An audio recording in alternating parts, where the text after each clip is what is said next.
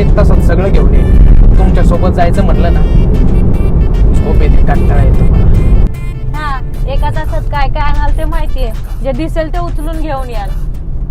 मग काय, कमेंटमध्ये केलेल्या तुमच्या मार्गदर्शनाखाली बायकोने काही भांडी नव्याने घेतली आणि हा चाकू घेऊ का म्हणाली. म्हणलं आपल्याला फक्त भाजीच कापायची आहे, ठेव तिथं. घरी आल्यावर पहिला आजीला व्हिडिओ कॉल करून भांडी दाखवली आणि नवीन भांड्यात बनवलेला चहा पिऊन पनीर चिल्ली बनवायला घेतली. बऱ्याच दिवसांपासून आम्ही आमची काही ठराविक भांडी बदलण्याचा विचार करत होतो आणि काही ताईंनी आम्हाला कमेंटमध्ये देखील तसं सुचवलं होतं.